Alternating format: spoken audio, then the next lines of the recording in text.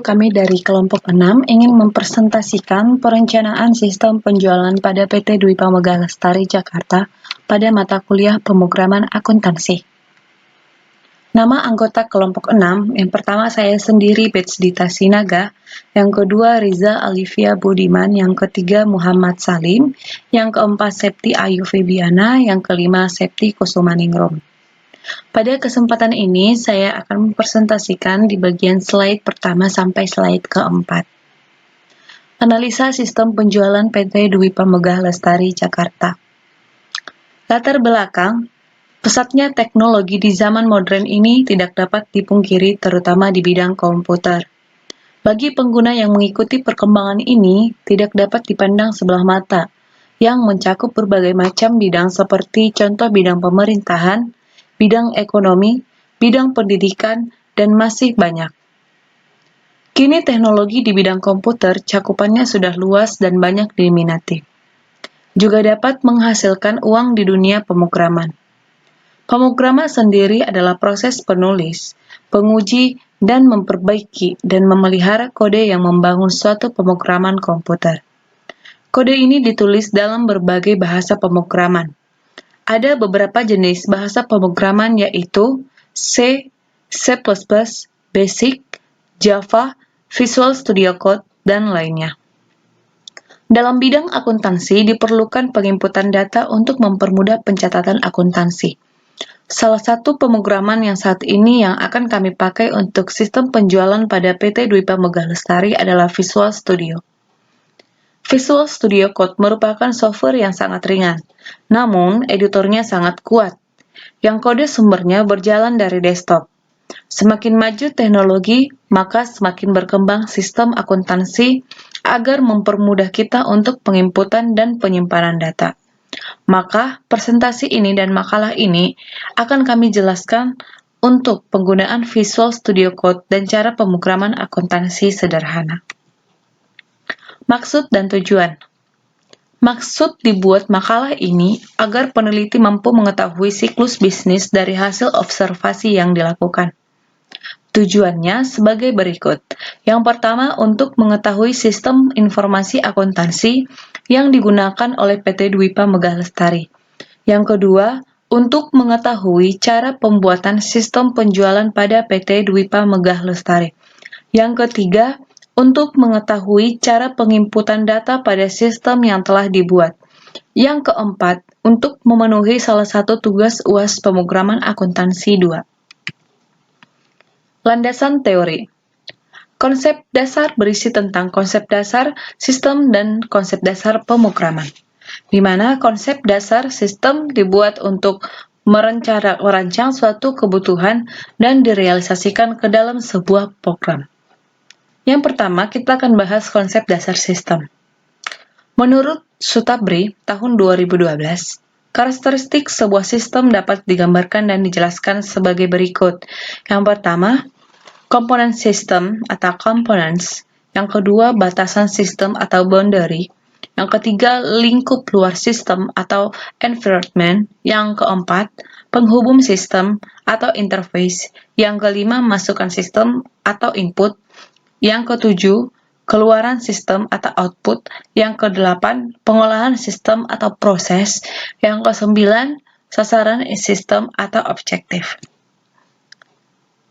Kita akan beralih ke konsep dasar program. Konsep dasar program ini berisi tentang teori-teori meliputi definisi program, bahasa pemrograman atau programming language, dan basis data. Berikut ini adalah teori pendukung yang memperkuat penulisannya. Yang pertama, definisi program, yang kedua, bahasa pemrograman, yang ketiga, basic data. Selanjutnya, peralatan pendukung. Peralatan pendukung meliputi, yang pertama, Unified Modeling Language atau UML. Yang kedua, Excel. Untuk penjelasan slide berikutnya akan dijelaskan oleh teman saya. Pembahasan analisis kebutuhan software. Pada proyek ini, kami menemukan kebutuhan yang dicari perusahaan PT Dwi Pa Megah Lestari, yaitu penambahan anggota. Secara tidak langsung, juga mempengaruhi penambahan user pada sistem. 1. Analisa kebutuhan fungsional. Yang kedua, use case diagram. Pada gambar 3.3.2a use case PT Dwipa Megalestari. Berikut gambar 3.3.2b use case diagram usulan. Berikut activity diagram PT Dwipa Megalestari. Desain Entity Relationship IRD adalah suatu pemodelan dari basis data relasional yang didasarkan atas persepsi di dalam dunia nyata. Dunia ini senantiasa terdiri dari sekumpulan objek yang saling berhubungan antara satu dengan yang lainnya. Logical Record Structure atau LRS adalah representasi dari struktur record-record pada tabel-tabel yang terbentuk dari hasil antar himpunan entitas. Terima kasih telah memberikan waktunya kembali kepada saya dan saya akan melanjutkan presentasi dari kelompok kami masih dalam bab pembahasan yaitu squash diagram. Pada layar terdapat tampilan squash diagram yang telah dibuat oleh kelompok kami untuk PT Dwipa Megalestari. Apa itu squash diagram? Squash diagram adalah salah satu dari diagram-diagram yang ada pada UML. Squash diagram ini adalah diagram yang menggambarkan kolaborasi dinamis antara sejumlah objek. Bisa dilihat dari squash diagram ini terdapat user yaitu customer, marketing, admin, gudang, dan delivery. User interface adalah tampilan visual sebuah produk yang menjembatani sistem dengan pengguna atau user. Tampilan user interface dapat berupa bentuk, warna, dan tulisan yang didesain semenarik mungkin.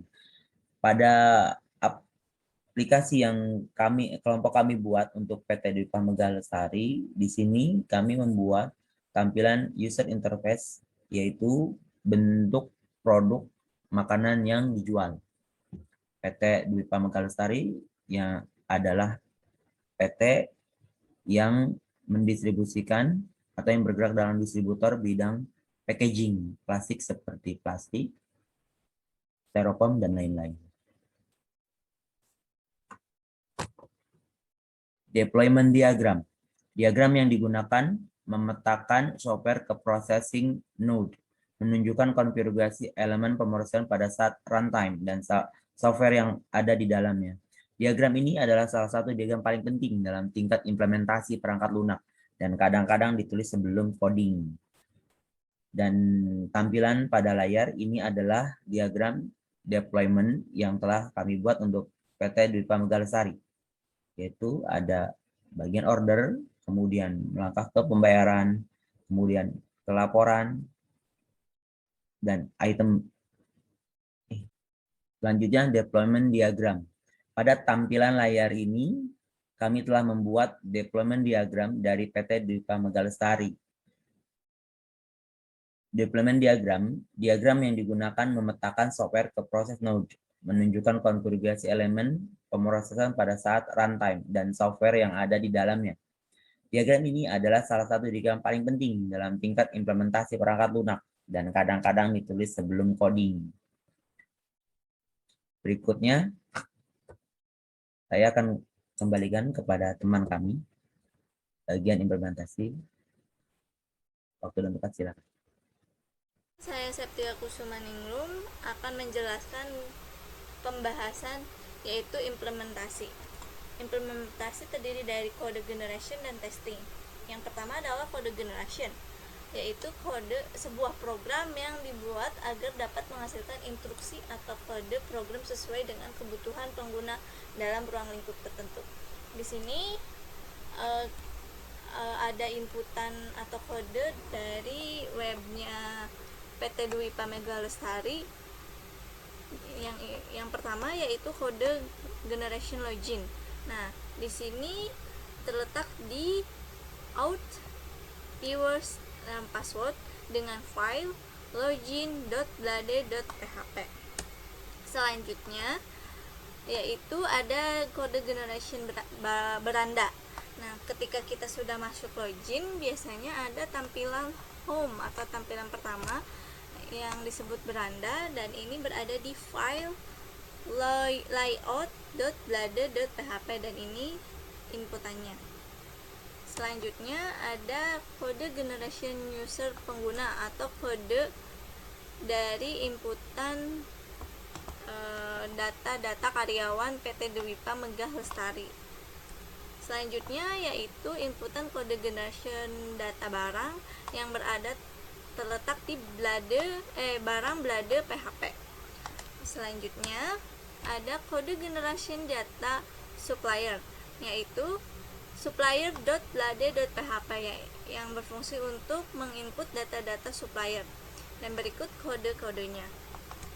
Selanjutnya ada kode generation data akun. Nah, data akun ini yang nantinya akan menginput tentang kas, piutang, hutang, dan modal dan sebagainya. Dan ini inputan dari akun.blade.php. Selanjutnya ada kode generation data pemesanan. Nah, berada di pemesanan.blade.php, dan ini adalah kode generation dari pemesanan. Selanjutnya yaitu ini testing atau tampilan dari program tersebut, yaitu 1. PT Dwi Pa Megah Lestari Modern Packaging Plastik, ya, yang artinya ini adalah tampilan loginnya. Selanjutnya ini adalah tampilan menu beranda kita. Lalu ini adalah tampilan data pengguna atau data karyawan yang mengakses web PT Dwi Pa ini. Lalu ini adalah data barang, terdiri dari kode barang, nama barang, harga barang, dan stok barang. Lalu ini ada tampilan data supplier, yaitu dari kode supplier, nama supplier, alamat supplier, dan telepon supplier. Ini tampilan menu akun atau data akun yang terdiri dari kode akun dan nama akun. Contohnya kita masukkan akun kas dengan kode 101. Ini adalah tampilan data transaksi pemesanan. Nah, ini nantinya kita akan menulis nomor faktur, tanggal faktur, dan transaksi faktur. Penutup. Kesimpulan, dengan menggunakan sistem Laravel bisa memaksimalkan penginputan data PT Dwi Pa Megah Lestari karena fiturnya yang sederhana, mengingat sistem pada Laravel mudah dikembangkan, menghemat waktu, dan memiliki tampilan sistem yang dapat merubah pengguna sumber daya sistem. Saran, dengan melihat keunggulan dari web dengan framework Laravel, PT Dwi Pa Megah Lestari bisa mencobanya dengan menyesuaikan fitur-fitur sesuai kebutuhan guna untuk meningkatkan penjualan. Sekian presentasi dari kami, kurang lebihnya mohon maaf. Wassalamualaikum warahmatullahi wabarakatuh.